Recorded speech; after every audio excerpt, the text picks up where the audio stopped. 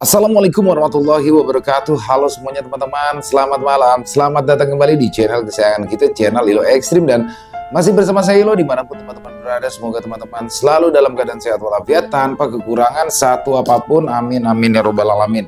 Dan pada kesempatan yang baik ini, saya akan membawakan satu kisah dari Bu Wahyu Dia Suryani. Ini adalah part 2 dari yang kemarin ya, misteri kematian di rumah Imam Fadilah. Wow.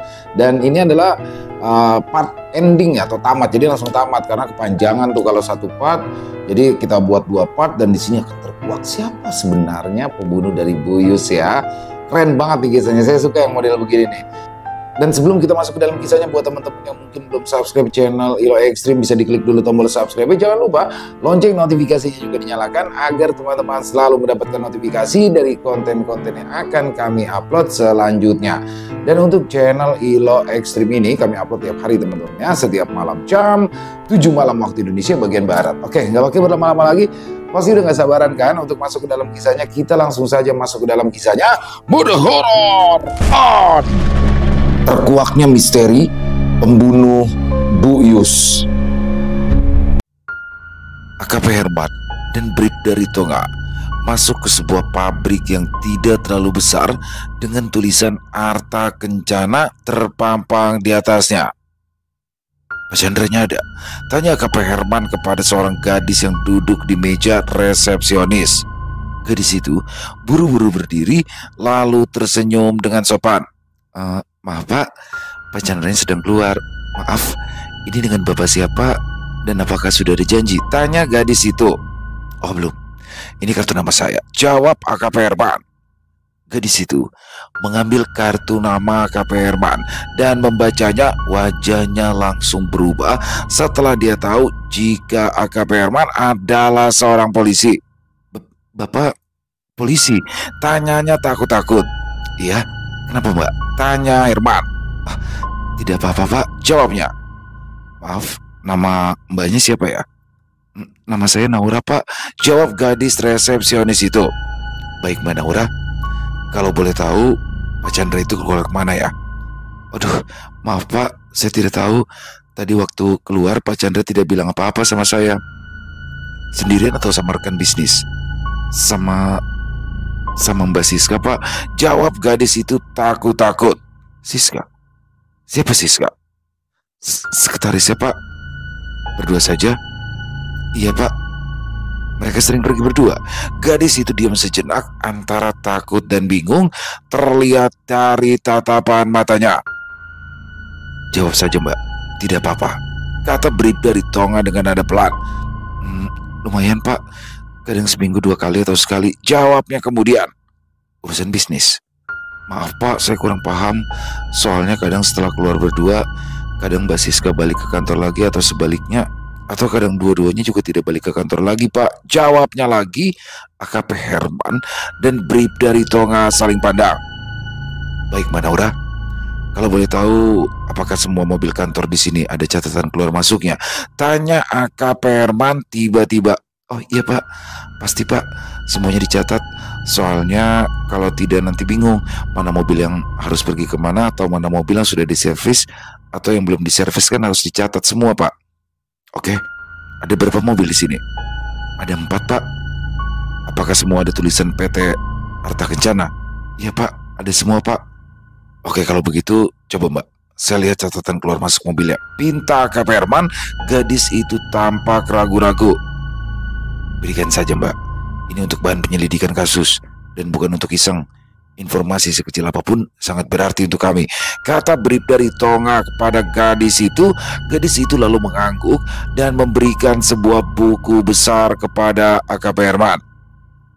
AKP Herman langsung membuka dan mencari catatan tanggal 10 Juli. Apakah setiap hari keempat mobil itu pasti keluar Pak? Oh, iya Pak, kan selalu antar barang pesanan atau dipakai sales Pak, jawab gadis itu lagi. Tapi tanggal 10 Juli ini kenapa hanya ada 2 mobil yang keluar? Hanya 2232 ZE dan 1078 PA, tanya Herman. Oh, kalau tanggal 10 Juli itu pas Pak Chandra keluar kota Pak. Jadi hanya 2 mobil itu yang dipakai untuk kirim barang saja. Sales nggak berani pakai mobil kalau Pak Chandra keluar kota Pak. Jadi yang 2 lainnya ada di pabrik. Iya Pak, yang 4478 PT dengan yang 2828CE di pabrik. AKP Herman dan Bribda Ritonga saling pandang. Yang 2828CE tidak dipakai Pak Chandra keluar kota pas tanggal 10 Juli itu. Ah, enggak Pak, Pak Chandra kan punya mobil sendiri, lebih bagus lagi. Apakah semua orang yang ada di pabrik ini boleh memakai mobil kantor? Boleh Pak, selama ada urusan untuk kantor, baik bagian keuangan untuk urusan ke bank, bagian sales, bagian promosi juga boleh. Asalkan laporan ke saya untuk apa? Kan saya yang catat Pak, jadi itu tanggung jawab saya. Oke baik, semua kunci mobil ini juga Mbak yang pegang. Oh tidak Pak, itu ada di gantungan, kata gadis itu sambil tangannya menunjuk ke arah papan dengan banyak paku kecil yang menempel untuk gantungan kunci. Jadi semua orang bisa ambil kunci itu? Tanya AKP Herman heran. Bisa Pak, tapi kan tetap laporan sama saya, kata gadis itu sedikit ngeyel. AKP Herman tampak garuk-garuk kepala, sekarang semakin rumit, karena siapa saja bisa mengambil kunci mobil itu diam-diam. Biasanya jam berapa mobil-mobil itu beroperasi? Sekitar jam 10 siang Pak. Jadi sebelum jam 10 tidak ada yang pakai mobilnya? Nggak ada Pak, kan kalau mau angkut barang harus lewat bagian produksi dulu. Sedangkan kami mulai kerja jam 8. Jadi bagian pengiriman baru bisa berangkat jam 10. Tapi biasanya bagian keuangan ke bank pagi, tapi jarang Pak. Dan tanggal 10 kemarin tidak ada orang keuangan yang ke bank. Gadis itu lalu membuka buku catatannya. Tidak ada Pak. AKP Herman tampak menggeleng-gelengkan kepalanya. Apa Pak Chandra sering keluar kota? Tanyanya kemudian. Jarang sih Pak. Tapi di tanggal 10 itu dia keluar kota. Bagaimana mungkin Anda bisa ingat kalau tanggal 10 kemarin Pak Chandra keluar kota? Oh iya, saya ingat. Tanggal itu karena tanggal itu adalah tepat ulang tahun ibu saya Pak. Saya minta izin sama Mbak Siska untuk libur hari itu. Tapi Mbak Siska tidak mengizinkan karena dia mau keluar kota sama Pak Chandra. Jadi Pak Chandra itu keluar kotanya sama Bu Siska. Gadis itu tiba-tiba menutup mulutnya sendiri dengan wajah yang berubah pucat. Iya Pak, maaf Pak, tolong jangan bilang siapa-siapa ya. Kalau saya ngomong Pak, saya nggak mau dipecat Pak. Saya butuh biaya banyak untuk sekolah adik-adik saya Pak. Cari kerja sekarang susah. Gadis itu memohon dengan wajah ketakutan. Tenang saja Mbak, identitas Mbak akan kami rahasiakan. Kalau begitu kami permisi dulu. Terima kasih untuk semua informasinya, kata AKP Herman dan Bribda Ritonga berpamitan. Tidak lama setelah AKP Herman pergi, Naura, gadis resepsionis itu didatangi oleh seorang satpam muda. Siapa itu tadi Mbak? Tanyanya. Polisi, jawab gadis itu. Loh, polisi? Mau apa? Tanya-tanya masalah mobil yang dipakai yang mana saja pada tanggal 10 Juli kemarin, jawab Naura. Wajah satpam muda itu langsung berubah pucat. Ritonga, apakah kamu memikirkan apa yang aku pikirkan? Tanya AKP Herman saat mereka berdua berada di halaman parkir mobil.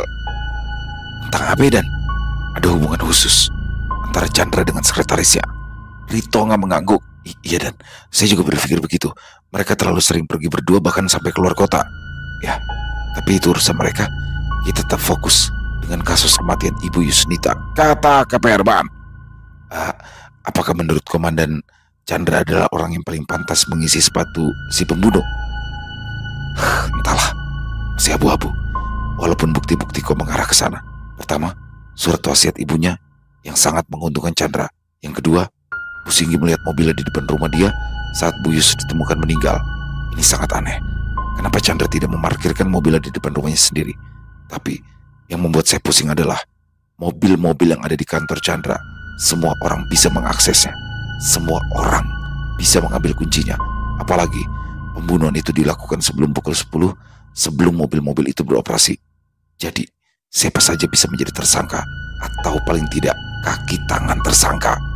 AKP Herman lalu melirik ke arah pabrik Yudis yang berdiri tepat di samping PT Arta Kencana. Sepertinya kita perlu juga bicara dengan Yudis, kata AKP Herman. Bribda Ritonga mengangguk. Mereka berdua lalu berjalan masuk ke pabrik milik Yudis, PT Arta Wiyana. Maaf Pak, ada tamu Pak, kata sekretaris Yudis. Siapa Hen? Dari kepolisian Pak, namanya Pak Herman dan Pak Ritonga, kata sekretarisnya. Apa lagi sih mereka? Yaudah, suruh masuk, jawab Yudis kemudian. Selamat siang Pak Yudhistira, sapa AKP Herman. Yudis hanya mengangguk tanpa senyum, lalu mempersilahkan mereka berdua untuk duduk. Mohon maaf, mungkin kedatangan kita berdua mengganggu waktu kerja Anda. Tetapi ada beberapa hal yang kemarin terlewat untuk kami tanyakan kepada Anda, kata AKP Herman memulai pembicaranya. Yudis hanya diam mendengarkan, wajahnya tanpa ekspresi. Pukul berapa Pak Yudis berangkat ke kantor di tanggal 10 Juli kemarin saat ibu Anda ditemukan meninggal dunia? Tanya AKP Herman. Yudis tampak mengerutkan alisnya. Pak, kan saya udah bilang kemarin Pak, ya seperti biasa sekitar pukul 7.15 atau 07.30. Saya kurang perhatiin. Pokoknya saya ke kantor itu selalu sebelum pukul 8. Baik, apakah di kantor ini ada ceklock? Wajah Yudis tiba-tiba saja berubah pucat. Ada Pak, jawabnya sedikit tergagap. Wajahnya yang dari tadi terlihat dingin tiba-tiba berubah pucat. Baik, nanti kita akan lihat ceklock pada tanggal 10 Juli kemarin. Loh, kenapa Bapak perlu tahu jam berapa saya ceklock ya? Tanya Yudis kali ini, wajahnya hampir seputih kertas. AKP Herman melihat perubahan di wajah Yudis. Untuk mengetahui semua alibi orang tentunya. Untuk apa sih membutuhkan alibi? Apa jangan-jangan Bapak mencurigai saya sebagai pembunuh ibu saya sendiri? Semua orang bisa jadi tersangka selama kasus ini belum ditutup Pak Yudis. Yudis tampak gelisah. Kalau istri Anda pada tanggal 10 Juli kemarin berada di mana? Oh, dia ada jadwal senam yoga Pak. Sejak pukul 6 pagi dia sudah pergi. Bisa kita minta alamat tempat yoga istri Bapak? Apa-apaan sih ini Pak? Tadi Bapak mencurigai saya, dan sekarang Bapak mencurigai istri saya. Seperti yang saya bilang tadi, selama kasus ini belum ditutup, maka semua orang bisa menjadi tersangka. Untuk itu, kami memerlukan banyak bukti dan juga saksi. Semua orang wajib memberikan informasi dan kerjasama yang baik dengan pihak kepolisian dalam menangani sebuah kasus. Atau Bapak mau memberikan informasi di kantor polisi mungkin? Ancam AKP Herman dengan halus. Yudis hanya menggeleng-gelengkan kepala, lalu dia menyebutkan alamat tempat Retno biasa senam yoga. Baik, dan sekarang saya ingin melihat ceklock Bapak pada tanggal 10 Juli kemarin, kata AKP Herman. Yudis yang wajahnya sudah pucat tampak semakin pucat. Dia diam, tidak bergerak. Bagaimana Pak Yudis? Yudis lalu meraih gagang telepon di depannya dengan wajah pasrah. Bawa ke sini kertas ceklock tanggal 10 Juli kemarin ya. Mereka bertiga lalu menunggu dalam diam. 10 menit kemudian, seorang gadis masuk sambil mengulurkan selembar kertas ceklock kepada Yudis. Yudis lalu memberikannya kepada AKP Herman. AKP Herman meneliti daftar di kertas ceklock tersebut.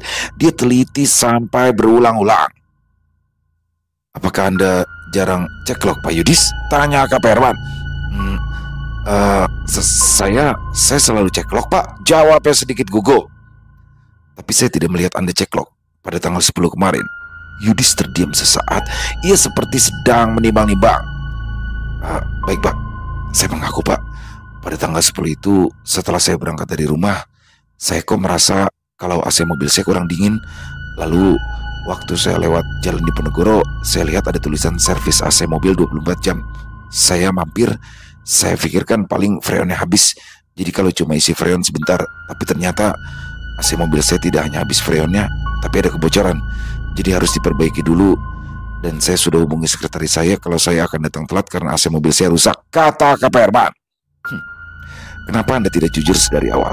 Kalau Anda pergi ke bengkel dulu. Ya saya pikir kan nggak penting Pak, saya kemana? Toh saya juga tidak melakukan apa-apa. Itu adalah pendapat Anda. Apakah Anda tahu betapa seriusnya kebohongan Anda? Yudis langsung menunduk. Apakah orang bengkel bisa membuktikan kalau Anda memang benar berada di sana di antara pukul 8 sampai pukul 10? Waduh, saya nggak tahu ya Pak. Mereka ingat atau enggak dengan saya, karena jujur itu bukan bengkel langganan saya. Jadi setelah dari bengkel Anda langsung ke kantor?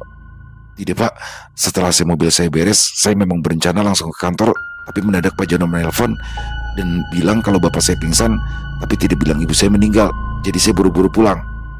Baik, nanti saya akan meminta alamat bengkel tempat Anda membetulkan AC mobil, dan berdoalah agar mereka masih mengingat Anda. Wajah Yudis langsung pucat. Ting, terdengar bunyi lift, lalu pintu itu pun terbuka dan keluarlah seorang laki-laki tampan dan seorang wanita dengan pakaian kerja yang sedikit terbuka. Tangan lelaki tersebut tampak memeluk mesra pinggang wanita itu. Seseorang yang duduk di lobi itu langsung mengarahkan gawainya ke arah dua orang yang baru saja keluar dari lift hotel tersebut dan mengarahkan lensa kameranya kepada mereka berdua, dan dia pun mengambil beberapa gambar dan video mereka berdua. Selamat pagi Pak Chandra, sapa Naura, pegawai resepsionisnya di kantornya. Saat melihat Chandra masuk ke dalam kantornya pagi itu baru pukul 7:30. Selamat pagi Naura, jawabnya pendek. Maaf Pak, ini ada surat dari Mbak Siska. Surat? Surat apa? Tanya Chandra heran karena tidak biasanya Siska mengiriminya surat. Kurang tahu Pak, tadi waktu saya datang sudah ada di atas meja resepsionis, jawab Naura.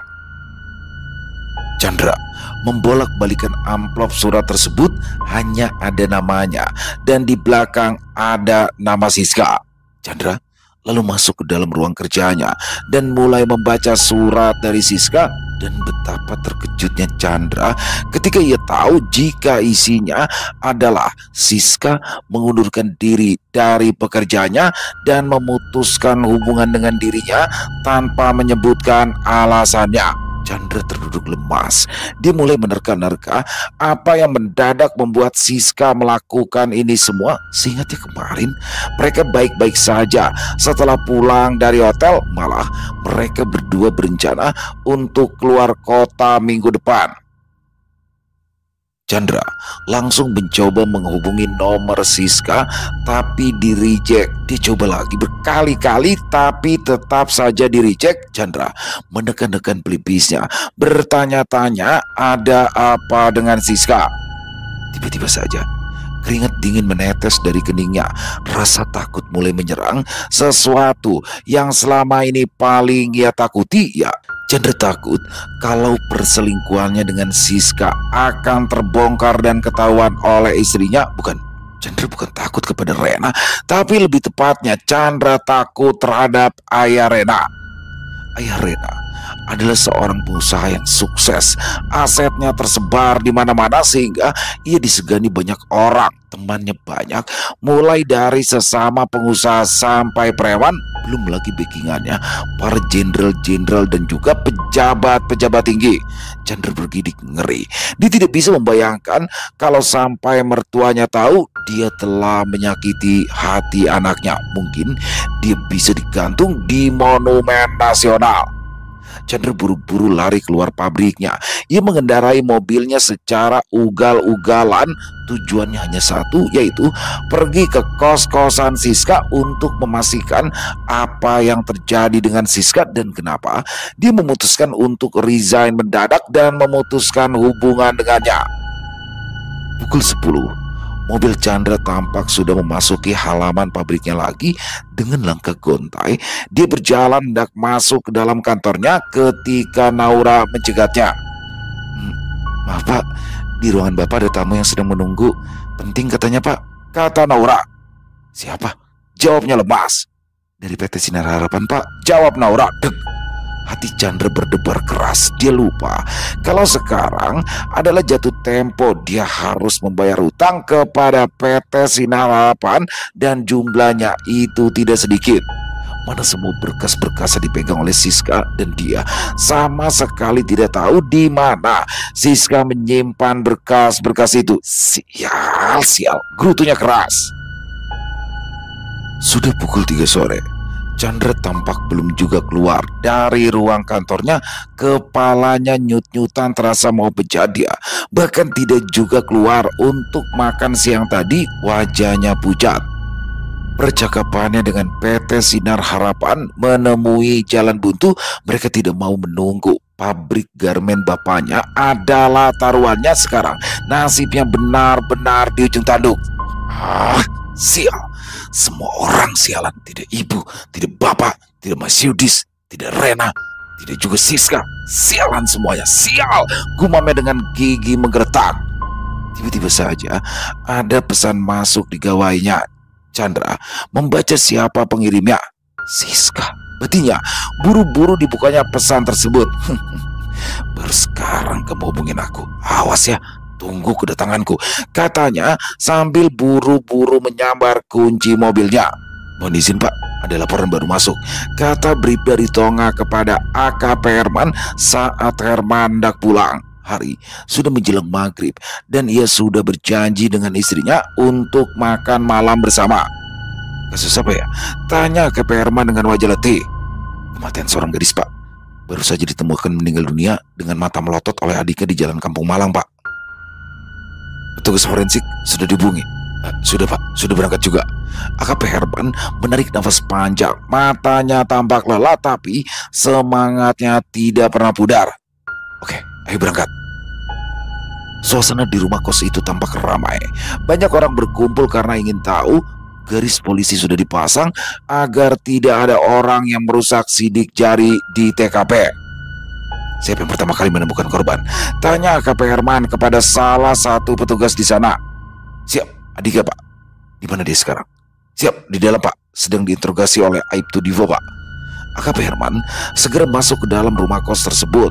Rumah kos tersebut adalah sebuah rumah yang besar yang dibangun banyak kamar dengan kamar mandi masing-masing di dalam. Total ada 10 kamar, 5 di sayap kiri dan 5 di sayap kanan.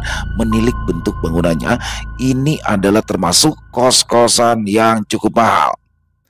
Ketika masuk di salah satu kamar, AKP Herman dan Bribda Ritonga melihat Aibtu Divo yang sedang mencatat sesuatu. Di depannya ada seorang pemuda tengah duduk dengan mata yang sembab.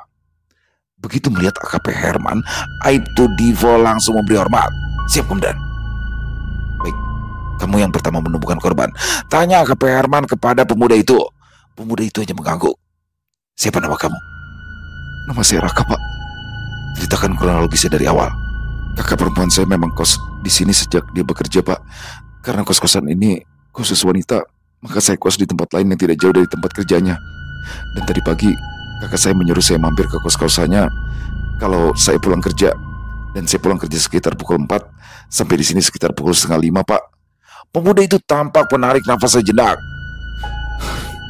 Saya sudah biasa keluar masuk kos-kosan ini Pak. Jadi begitu sampai saya ketuk-ketuk kamar kakak saya, tapi tidak ada sautan.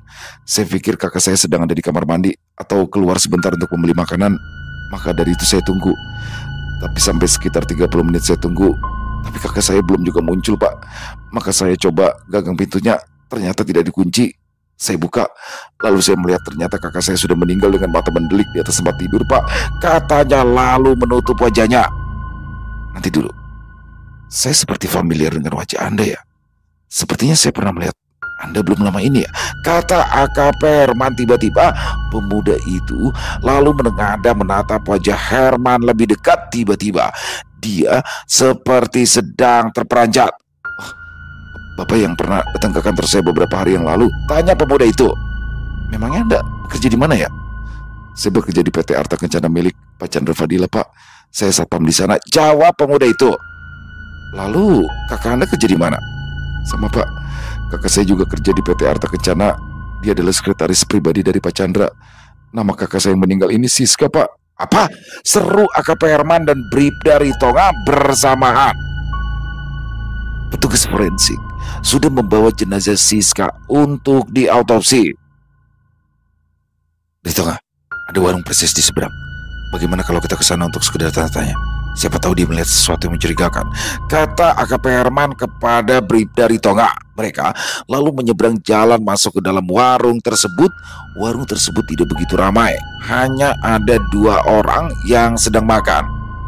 Setelah memperkenalkan diri, AKP Herman mulai bertanya kepada si pemilik warung. Namanya siapa Bu? Oh, nama saya Siti Pak. Baik Bu Siti. Bu Siti sudah lama jualan di sini? Sudah lama Pak, sudah hampir 20 tahun. Baik, Ibu tahu kan baru saja ada pembunuhan di rumah kos yang ada di seberang jalan itu? Tentu tahu dong Pak, yang lapor ke polisi malah suami saya. Apa Ibu kenal dengan anak-anak kos yang ada di sana? Ya kalau kenal baik sih enggak ya Pak. Cuma saya tahu semua. 10-10-nya saya kenal.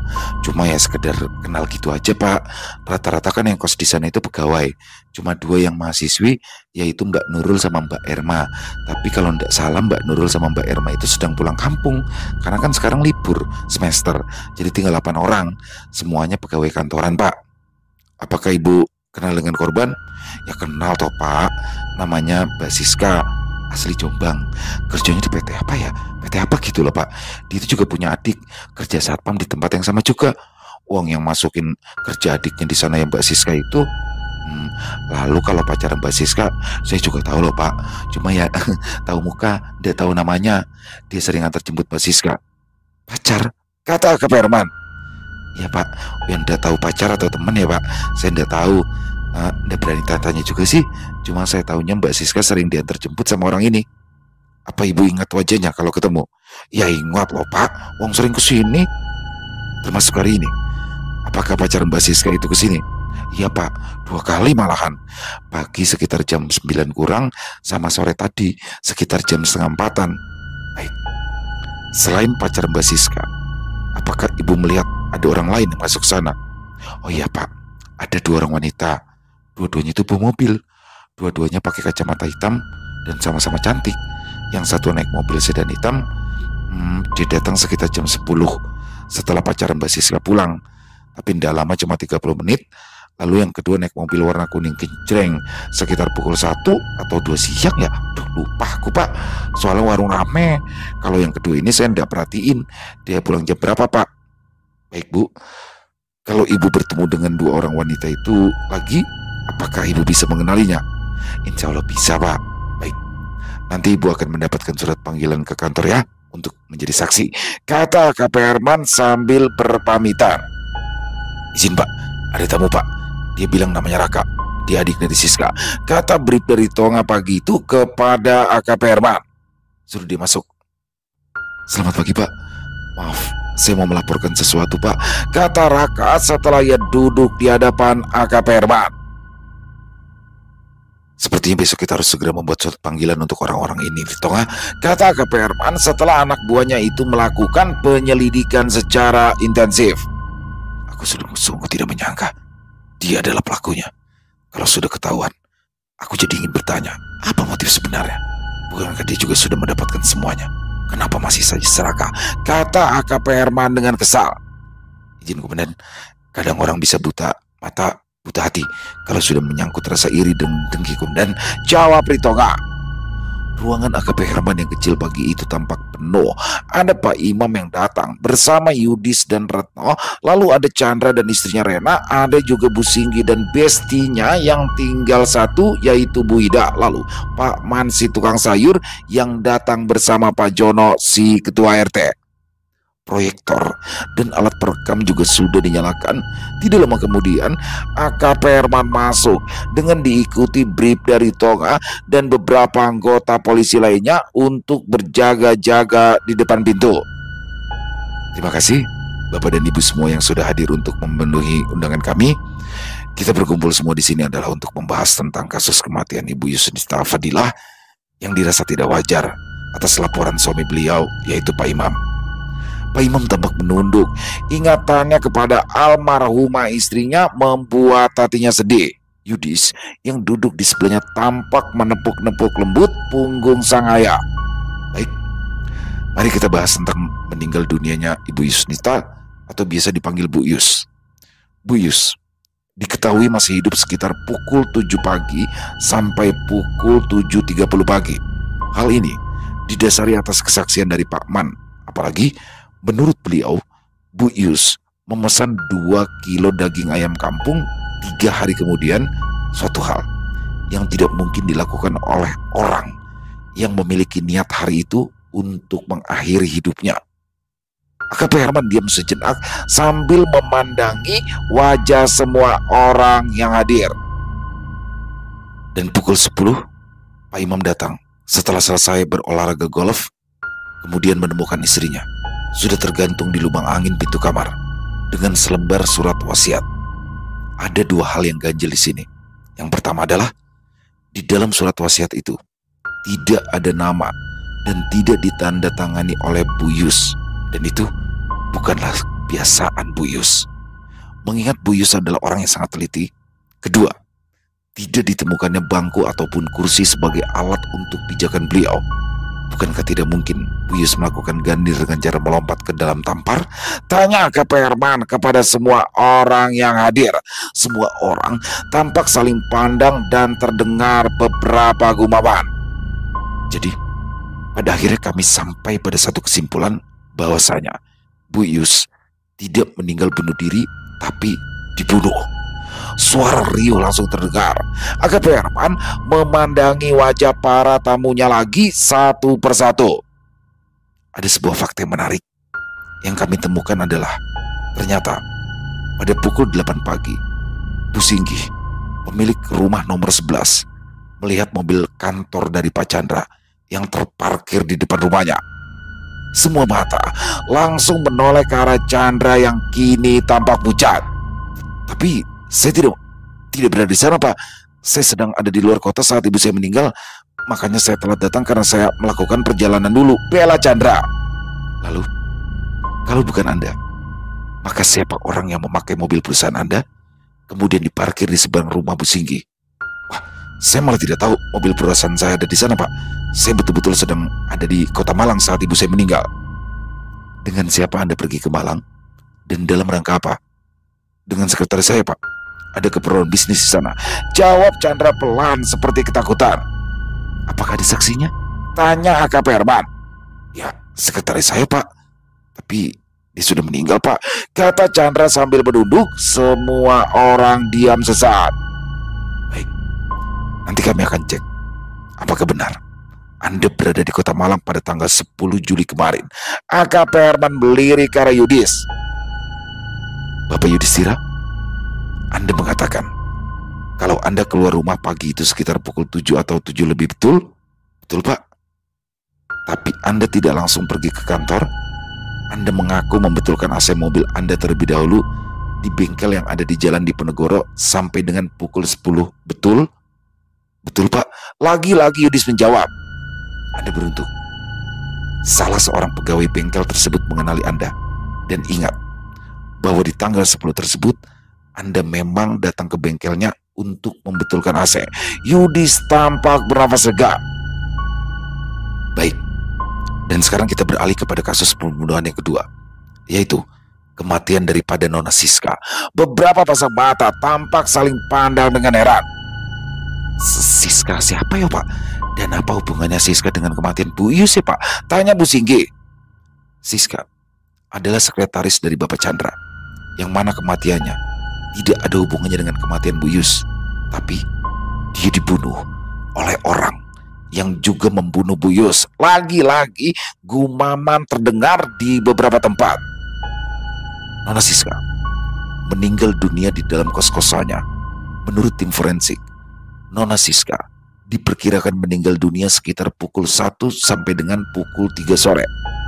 Pak Chandra, Bapak di mana di antara pukul 1 dan 3 sore pada tanggal 20 Juli kemarin? Tanya AKP Herman. Tiba-tiba Chandra yang kaget hanya memandang bingung ke arah AKP Herman. Saya tidak mengerti apa yang Bapak bicarakan, Pak. Yang jelas pukul 1 sampai pukul 3 saya jelas berada di pabrik saya, jawab Chandra. Anda tidak datang ke kos-kosan Nona Siska siang itu? Chandra hanya menggeleng. Kalau pagi harinya?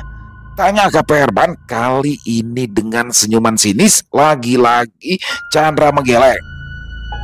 Untuk apa saya ke kos-kosannya Siska, Pak? Untuk membunuhnya mungkin, jawab AKP Herman dengan santai. Tuduhan macam apa ini? Ini ngawur, tuduhan gila, tuduhan tidak berdasar, katanya sambil berteriak. Semua mata memandang ke arah Chandra dengan tatapan menuduh. Ada saksi yang mengatakan kalau dia melihat Anda 2 kali datang ke sana, kata AKP Herman. Saksi? Siapa saksinya? Bapak jangan asal tuduh ya. Mentang-mentang Bapak aparat lalu bisa main tuduh seenaknya, kata Chandra dengan penuh emosi. AKP Herman lalu memberikan kode kepada salah seorang anak buahnya. Lalu anak buahnya itu keluar sebentar, dan tidak lama kemudian dia masuk kembali bersama dengan Ibu Siti. Perkenalkan, ini adalah Ibu Siti. Beliau adalah pemilik warung yang ada di seberang kos-kosan Nona Siska. Dia sering melihat Anda datang dan pergi ke tempat Nona Siska. Maka dari itu dia hafal sekali dengan wajah Anda. Bu Siti, apakah benar Bapak ini datang sampai 2 kali ke kos-kosan Nona Siska pada hari di mana Nona Siska ditemukan meninggal dunia? Tanya Kak Herman. Bu Siti mengangguk mantap. Baik, pukul berapa saja, Bu? Yang pertama itu pagi, Pak. Sekitar pukul 9, lalu sore sekitar pukul setengah 4. Tapi ya tidak sampai 5 menit, dia lari keluar seperti buru-buru gitu, Pak. Chandra tampak memegangi kepalanya. Bagaimana Saudara Chandra? Tanya Kak Herman. Baiklah, Pak. Saya mengakui semuanya. Saya mengaku, Pak. Saya memang 2 kali pergi ke sana. Yang pertama betul sekitar pukul 9 saya pergi ke sana. Tapi saya ke sana cuma ingin meminta kepastian. Kenapa dia tiba-tiba resign? Tapi dia sama sekali tidak membukakan saya pintu. Padahal saya tahu dia ada di dalam. Saya gedor-gedor, tapi dia diam saja. Ya sudah, akhirnya saya balik lagi ke kantor. Lalu yang kedua, saya datang kembali selepas asar, Pak. Sekitar pukul setengah 4. Karena saya mendapatkan pesan kalau saya ingin bertemu dengan saya untuk menjelaskan semuanya. Maka dari itu saya buru-buru kembali ke tempat dia. Tapi ketika saya tiba di sana, saya melihat gagang pintu kamar terbuka sedikit. Kemudian saya dorong, Pak. Tapi apa yang saya temukan, Siska sudah meninggal, Pak. Makanya saya buru-buru pergi. Saya takut dikaitkan dengan kematian Siska, Pak. Jawabnya seperti hampir menangis. Bukan Anda yang membunuh Siska? Tanya Kak Herman. Bukan, Pak. Benar bukan saya, Pak. Siska betul-betul sudah meninggal saat saya kesana sore itu. Saya tidak membunuhnya, Pak. Saya benar-benar tidak membunuhnya, Pak. Chandra mulai menangis seperti anak kecil.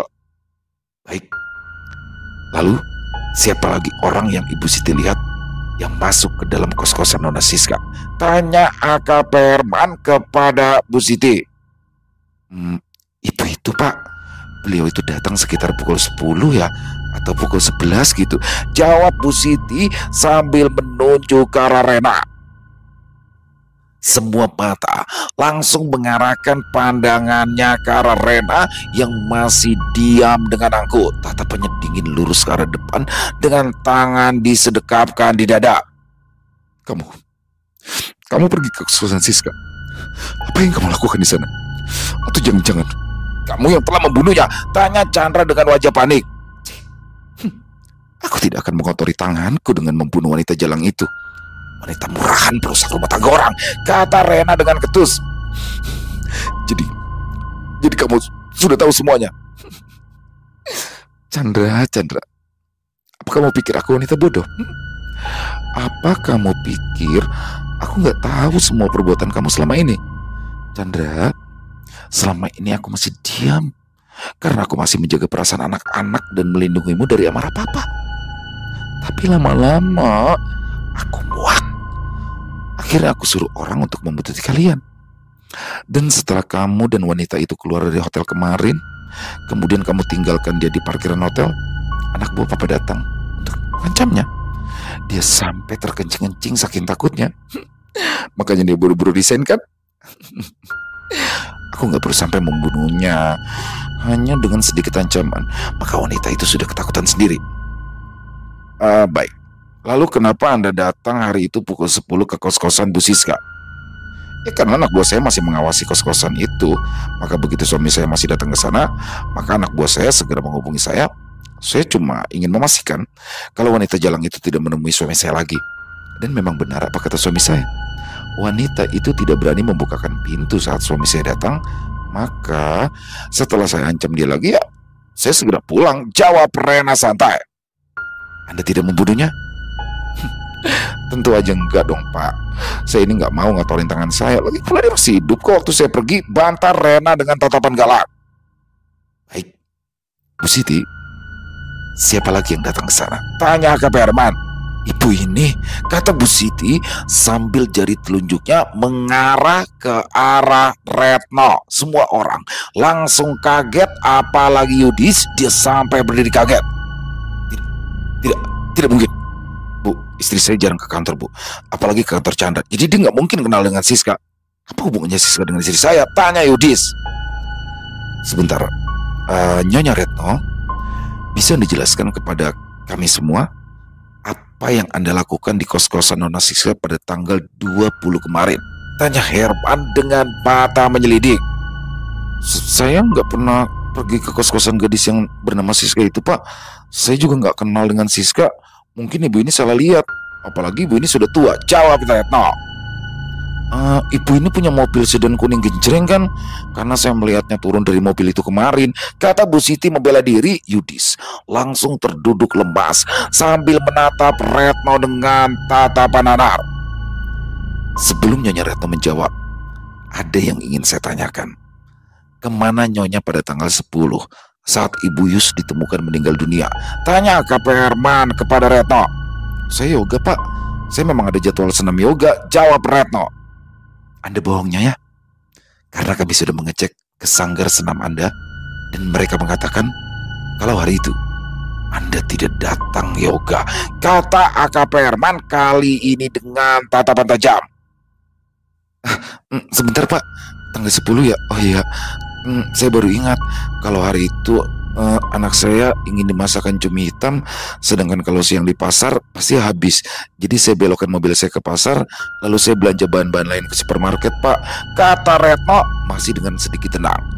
AKP Herman lalu memberikan kode kepada salah satu anak buahnya lalu keluar dan masuk lagi bersama dengan Raka. Nyonya Retno, Anda tentu mengenal Raka. Retno yang pada awalnya tenang, tiba-tiba kini wajahnya berubah pucat. Anda berbohong, Nyonya Retno. Anda sudah merencanakan pembunuhan kepada mertua Anda jauh-jauh hari sebelumnya. Anda tahu, seluruh kompleks rumah Anda sangat mengenali mobil Anda yang berwarna kuning itu. Jadi, Anda harus mengganti mobil Anda agar tidak terlihat mencolok. Dan Anda cukup cerdik di sini untuk membuat skenario seolah-olah Chandra adalah pelaku pembunuhan itu dengan menggunakan mobil kantornya. Maka demikian, Anda berhasil menyingkirkan dua orang yang Anda benci sekaligus. Dan Anda juga membuat alibi seolah-olah Anda pergi senam yoga, tapi Anda pergi ke kantor Pak Chandra pagi itu sekitar pukul 7 dan Anda bertemu dengan saudara Raka. Lalu Anda beralasan jika Anda disuruh oleh suami Anda untuk mengantarkan barang, kemudian meminjam mobil milik perusahaan Pak Chandra yang lebih besar karena mobil Anda terlalu kecil. Semua orang yang hadir tampak syok kala mendengar penjelasan dari AKP Herman. Dan Anda menyuruh Raka mengambil kunci mobil yang digantung, lalu mengiming-imingi Raka dengan imbalan uang 1 juta rupiah asalkan Raka tutup mulut. Anda tidak memiliki uang cash, jadi Anda mentransfernya lewat M-Banking. Bukti transfer itu sudah kami pegang dan ada nama Anda di sana. Mentransfer uang sebesar 1 juta rupiah ke rekening Raka, lalu Anda memakai mobil kantor Chandra untuk pulang. Anda sengaja memarkirkan agak jauh dari rumah mertua Anda dengan harapan agar tidak ada orang yang melihat Anda. Dan yang kedua, kalau toh ada orang yang melihat mobil Chandra, maka Anda bisa mengkambing hitamkan Chandra. Anda cukup cerdik dengan skenario ini. AKP Herman berhenti sejenak. Lalu, setelah Anda membunuh Bu Yusnita, Anda kemudian buru-buru kembali ke kantor Chandra untuk mengembalikan mobil, kemudian menyuruh Raka untuk diam-diam mengembalikan kuncinya tanpa sepengetahuan Naura. Tapi yang tidak Anda ketahui adalah hari itu Chandra sedang keluar kota. Jadi Anda tidak bisa mengkambing hitamkan dia. Pungkas Herman.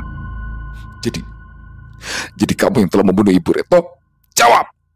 Dan kau juga yang telah membunuh sekretaris Chandra. Bentak Yudis keras. Retno tidak menjawab. Ia hanya menangis sambil menutupi wajahnya.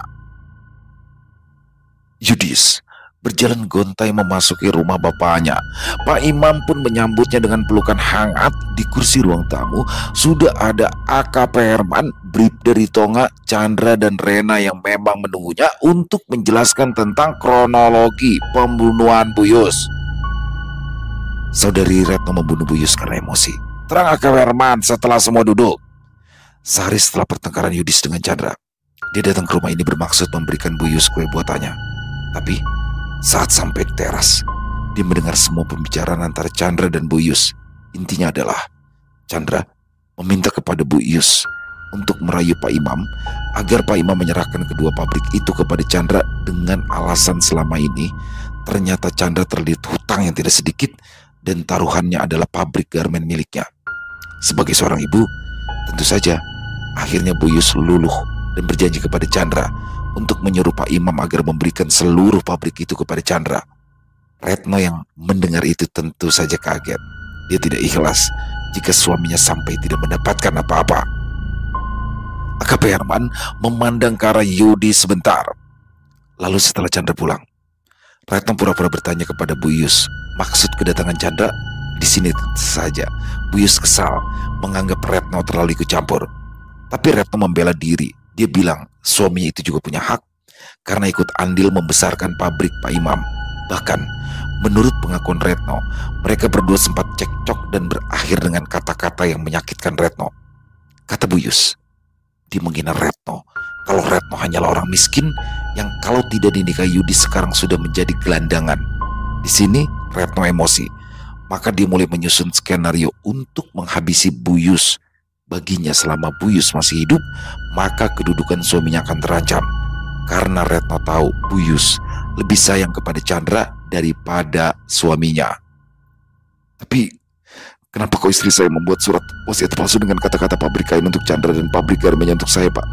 Kenapa dia tidak menulis semua pabrik untuk Chandra kalau memang dia menskenariokan itu adalah wasiat ibu? Tentu saja tidak, Pak. Kalau dia menulis 2 pabrik untuk Chandra, semua itu Anda tidak dapat apa-apa. Maka untuk menimbulkan kesan Chandra yang diuntungkan, dia sengaja memberikan pabrik yang maju untuk Chandra. Karena dia yakin dengan kepandaian Anda akan mampu membangkitkan pabrik garmen Pak Imam yang sudah hampir bangkrut itu. Cukup cerdik. Dia membunuh Yusnita agar suaminya mendapat bagian. Dia takut Yusnita berhasil membujukku untuk menyerahkan semua pabrikku untuk Chandra. Padahal dia tidak tahu kalau sekuat apapun Yusnita memohon, aku akan tetap membagi 2 pabrik itu secara adil kepada anak-anakku, kata Pak Imam. Saya lanjutkan. Bu Retno lalu membuat sebuah surat wasiat palsu. Tapi dia bingung bagaimana cara menghabisi Bu Yus. Dia tidak boleh ada di rumah, maka dia membunuh saat dia sedang ada jadwal yoga pagi itu. Jadi itu akan bisa dia jadikan sebagai alibi. Tapi dia bingung karena mobil kuningnya terlalu mencolok. Selanjutnya, Anda sudah tahu, dia menukar mobilnya dengan mobil Chandra. Lalu saat dia melihat Pak Man tukang sayur pergi, baru dia masuk ke dalam rumah mertuanya. Lalu membekap Bu Yus sampai kehabisan nafas dan kemudian menggantungnya di pintu. Setelah itu dia buru-buru pergi. Lalu kenapa dia juga membunuh Siska, Pak? Tanya Chandra. Itulah yang Bu Retno tidak tahu. Dia tidak tahu kalau Raka, satpam yang diberikan uang sebesar 1 juta rupiah itu ternyata adalah adik dari Siska. Maka setelah mendapatkan uang dari Retno, Raka pun menceritakannya kepada Siska. Siska di sini awalnya tidak menaruh curiga, tapi setelah dia tahu kalau Bu Yus meninggal tidak wajar, maka di sini Siska mulai mengkait-kaitkan masalah itu dengan Bu Retno yang meminjam mobil milik Pak Chandra. Apalagi Raka juga bercerita kepada Nona Siska kalau ada polisi yang datang ke pabrik untuk mencari informasi tentang keberadaan mobil Pak Chandra pada tanggal 10 saat Bu Retno meminjamnya. Siska yang merasa ketakutan saat diancam oleh anak buah Bu Rena. Saat itu dia langsung menganggap jika sumber uang sudah hilang, maka dia harus memikirkan cara untuk mendapatkan uang lagi selain dari Pak Chandra, yaitu dengan cara memeras Nyonya Retno. Siska lalu menghubungi Nyonya Retno. Dia mengancam akan lapor ke polisi kalau sampai Nyonya Retno diam-diam meminjam mobil milik Chandra. Nyonya Retno datang ke kos-kosan Siska sekitar pukul 1. Siska yang mengira jika Retno membawa sejumlah uang yang diminta, lalu dipersilakannya masuk. Tapi menurut Retno, ternyata Siska tidak hanya meminta uang, tapi dia juga meminta setengah saham dari milik Yudis, atau dia akan lapor ke polisi. Di sini Retno marah. Baginya pemeras akan selamanya menjadi pemeras. Maka Retno memutuskan untuk menghabisi Siska juga. Bu Retno mendorong tubuh Nona Siska sampai jatuh ke kasur, lalu ditindih dengan bantal sampai kehabisan nafas. Dan dengan cukup cerdik, lagi-lagi dia ingin mengkaitkan kematian Siska dengan Chandra, maka dia mengirimkan pesan kepada Chandra dengan gawai milik Siska untuk segera datang ke tempat Siska. Tapi Yang dilupakan oleh Retno adalah dia lupa menghapus sidik jarinya di handphone Siska. Polisi awalnya memang sempat mencurigai Chandra sebagai pembunuh dari Siska, tapi waktunya tidak tepat. Berdasarkan kesaktian Bu Siti, kedatangan Chandra yang kedua hanya 5 menit. Waktu yang terlalu singkat untuk membunuh, dan satu lagi yang kami yakini bukan Chandra pembunuhnya adalah pesan yang dikirimkan oleh Nyonya Retno. Nyonya Retno tidak tahu kalau Siska selalu menyebut Chandra dengan sebutan Mas, bukan Chandra saja. Itulah sebabnya kami curiga kalau pesan itu pasti bukan dibuat oleh Nona Siska. Jadi sekarang Retno resmi ditahan, Pak. Tanya Chandra. Ya, dia sudah mengakui semuanya. Dia begitu membenci keluarga Pak Chandra. Dia iri dengan Bu Rena yang kaya raya, memiliki segalanya. Sedangkan dia hanya berasal dari keluarga miskin, dan dia tidak mau kembali miskin. Dia takut dengan nasib keluarganya, terutama anak-anaknya, kalau sampai benar-benar pabrik itu jatuh ke tangan Chandra. Jadi, dia sebenarnya ingin agar dua pembunuhan itu dikaitkan dengan Chandra, tapi ternyata dua-duanya gagal. Yudis menangis tergugu. Pak Imam segera memeluknya. Rasa iri dan dengki memang menjadi setan yang utama. Andai saja Retno tidak gegabah dan bertanya padaku, tentu dengan tegas aku akan katakan, kalau apapun yang terjadi, pabrik itu tetap akan dibagi dua. Dia tidak perlu menjadi pembunuh. Kasihan cucu-cucuku. Maafkan saya, Pak. Mas Yudis.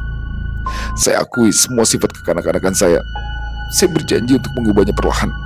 Kita sama-sama membangun pabrik. Bapak ya, Mas. Rena, aku juga minta maaf untuk semua kesalahanku. Aku berjanji, aku akan berubah. Aku akan belajar untuk setia. Ini semua adalah pelajaran berharga untukku. Kamu masih mau memaafkan aku kan?